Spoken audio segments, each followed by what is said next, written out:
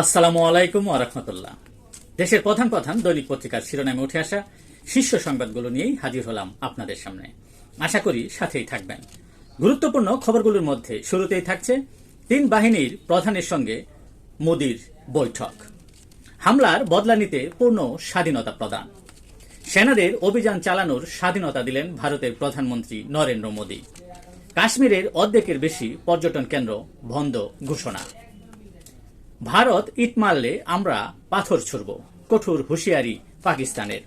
ভারতের ড্রোন ভূপাতিত করার দাবি পাকিস্তানের। ইমরান খানকে মুক্তি দিয়ে সর্বদলীয় বৈঠকের আহ্বান পিটিআইয়ের।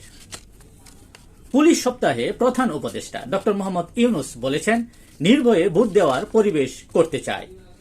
নির্বাচনে পুলিশ যাতে কারো সাথে ব্যবহার না হয়, অশুভ চক্র আমাদের ঐক্য ও স্বপ্ন নষ্ট করতে চেষ্টা করছে। তিনি আরো বলেন, আমরা যুদ্ধ অবস্থায় আছি, সজাগ থাকতে হবে।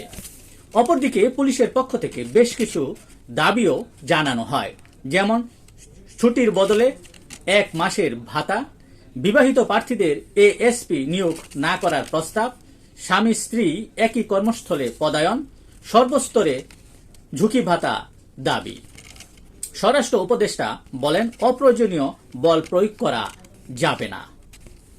মানবিক করিডোর নিয়ে উদ্বিগ্ন বিএনপি সহ বিভিন্ন রাজনৈতিক দল।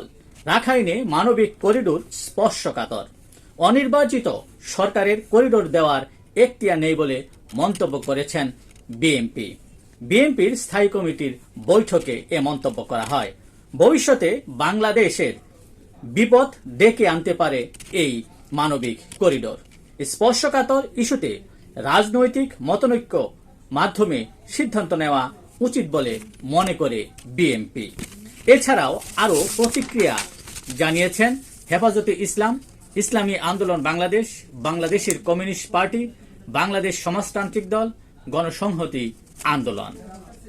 বিশ্লেষকরা মানবিক করিডোর প্রসঙ্গে সরকারকে নীতিগত সিদ্ধান্ত পুনর্বিবেচনা করার তাগিদ দিয়েছেন, কেননা কৌশলগত কারণে চীন, ভারত সহ এই অঞ্চলের সব দেশের জন্যই এটি গুরুত্বপূর্ণ।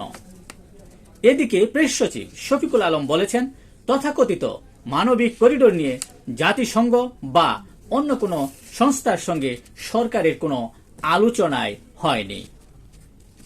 সব সত্য মেনে আইএমএফ এর ঋণ নেওয়া হবে না বলে জানিয়েছেন অর্থ উপদেষ্টা। তিনি আরো বলেন, কিস্তি দিলে দেবে, না দিলে নিজেদের মতো করেই বাজেট করব। বাতিল হচ্ছে 22 মুক্তিযোদ্ধার সনদ। তালিকায় শেখ হাসিনা সরকারের 7 মন্ত্রী এমপিরাও রয়েছেন। সুবর্ণা মুস্তফা, নুসরাত সহ 17 অভিনয় শিল্পীর বিরুদ্ধে হত্যার চেষ্টা মামলা। অভিনেতা সিদ্দিককে মারধর করে পুলিশে সোপর্দ। মালয়েশিয়ায় জনশক্তি রপ্তানিতে জালিয়াতি, আবারও সক্রিয় স্বপন আমিন চক্র। হয়রানি ও প্রতারণার বিরুদ্ধে সরকারকে শক্ত হাতে দমন করতে হবে বলেও বিশ্লেষকরা অভিমত ব্যক্ত করেন। দেশের প্রধান প্রধান দৈনিক পত্রিকাগুলো তাদের আন্তর্জাতিক খবরে যে খবরগুলো গুরুত্ব সহকারে ছাপিয়েছেন, তার মধ্যে শুরুতেই থাকছে মার্কিন প্রেসিডেন্ট ডোনাল্ড ট্রাম্প তার দ্বিতীয় মেয়াদে 100 দিন পূর্ণ করেছেন। সম্প্রতি 100 দিন পূরণের মহেন্দ্রক্ষণে আটলান্টিক ম্যাগাজিনে দেওয়া এক সাক্ষাৎকারে তিনি বলেন, প্রথমবার আমাকে 2টি কাজ করতে হয়েছিল, দেশ পরিচালনা করা ও টিকে থাকা। আমার চারপাশে তখন অসংখ্য দুর্নীতিবাজ মানুষ ছিল। দ্বিতীয় মেয়াদে আমি দেশ চালাই, পৃথিবীও চালাই। এতে অনেক মজা পাচ্ছেন বলেও জানান তিনি। অ্যামনেস্টির অভিযোগ, ইসরায়েল লাইভ স্ট্রিমিং করে গাজায় গণহত্যা চালিয়েছে। সবার চোখের সামনে গণহত্যা চালাচ্ছে ইসরায়েল বলেও প্রতিবেদনে উঠে আসে। পশ্চিম তীর, পূর্ব জেরুজালেমের মতো গাজাও ফিলিস্তিনের অংশ বলে মন্তব্য করেছেন তুরস্কের প্রেসিডেন্ট এরদোয়ান।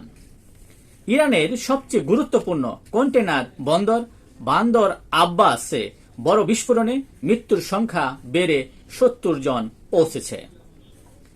কানাডায় নির্বাচনে ফের লিবার পার্টির জয়। ট্রাম্পের হুমকির কাছে মাথা নত নয় বলে জানিয়েছেন প্রধানমন্ত্রী মার্ক কার্নি। বিশ্বে সামরিক ব্যয়ের নতুন রেকর্ড। এক প্রতিবেদনে বলা হয়েছে 2024 সালে বিশ্বজুড়ে সামরিক ব্যয় বেড়ে দাঁড়িয়েছে $2.7 ট্রিলিয়ন। এই ছিল দেশের প্রধান প্রধান দৈনিক পত্রিকার শিরোনামে উঠে আসা শীর্ষ সংবাদ, জানিয়ে এতক্ষণ আপনাদের মাঝে উপস্থিত ছিলাম। আশা করি আপনাদের ভালোই লেগেছে। সার্বিক খবরের বিবেচনায় যদি আপনাদের কোনো অভিমত, অভিব্যক্তি, সমালোচনা কিংবা কোনো পরামর্শ থেকে থাকে তাহলে অবশ্যই কমেন্টসে জানাবেন। আপনাদের কমেন্টসের প্রত্যাশায় আজকের মতো এখানে বিদায় নিচ্ছি। আবারও দেখা হবে আগামীকাল ঠিক একইভাবে। সে পর্যন্ত অবশ্যই ভালো থাকবেন, সুস্থ থাকবেন। আসসালামু আলাইকুম ওয়া রাহমাতুল্লাহ।